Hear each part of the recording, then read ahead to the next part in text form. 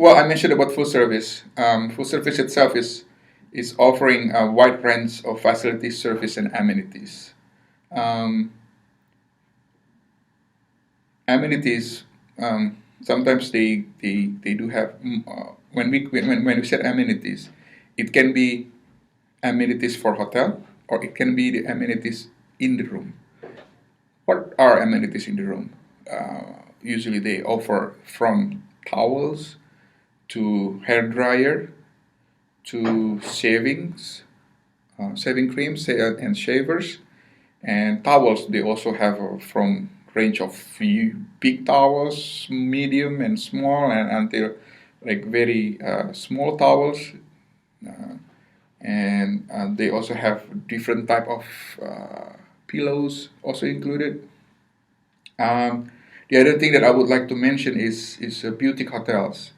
Boutique hotel mostly small hotels between 25 to 50 rooms, but then it's very unique in architecture, style, decor, and a smaller size of building. You can tell by the way they set up. Okay, oh, small hotels must be a little bit cheaper than others. No, usually boutique hotels is quite expensive. I also have on the slides like some hotels. Um, they have some unusual hotels and chains. You can read of this. One thing that I've seen just in the website, I haven't been there, but it's the ice hotels. I've seen you can always again go to any search engine, Google, and then just Google it. And the underwater hotel at the Great Barrier Reef. That's also interesting. Never been there, but I seen on the website. Um, the other thing is a type of accommodation, but it's slightly different than traditional hotels. The way it runs and the way it's owned is what we call vacation ownership. So this vacation ownership actually it's been growing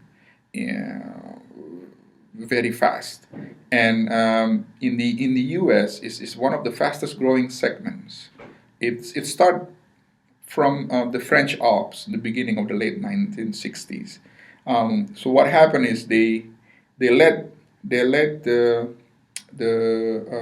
customer to have a one-time purchase price and payment of maintenance fee, and they allowed to certain numbers of days or weeks or months for them to use, and for them to stay there they have to certain points to be able to use the property. This is what we sometimes we don't touch this part, but then it's the news and the latest gossip about hotel. I'm not gonna mention about all of these trends, but one few things that I would like to share with you. The first one is the capacity control. What is this? What is gotta do with the hotel industry? Capacity control now is very well known. Basically, they want to be strict with number of people staying in the room, because in previous days sometimes people say that, oh yeah, I'm staying for two people, but end up 6 7 people staying in the room. Yes, no, back then it's not a big deal, but now it's kind of something that hotel needs to pay attention, because it's something to do with the safety security. Um, well, it's basically something to do with risk management. If you're talking about safety and security, first thing that come in your mind is terrorism. How this can happen, and how to prevent this, how to avoid this, and because um, safety and security nowadays, if you go to certain countries, is very tight. They make sure the guests coming in, checking in, not even go to the front office. They already stopped at the hotel lobby door there. Make sure the luggage and even the person itself it goes through the magnet thing, and make sure it's safe to walk into the hotels.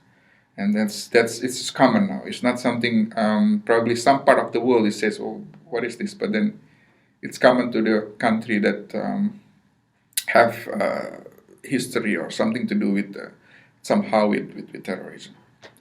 The next thing is this globalization. First, globalization employee. If you go to the hotels, especially very nice countries that you go and very nice property, it will be okay. It is common to see a different type, diversity of employees because now, especially in a hotel, employee skills from sometimes come from different countries. The original countries of the person is not from the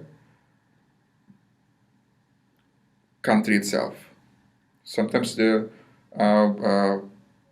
for people in Asia, for example, in Indonesia, it's very common that people that work in Indonesia from different countries, or in United States, people that work there is from different countries.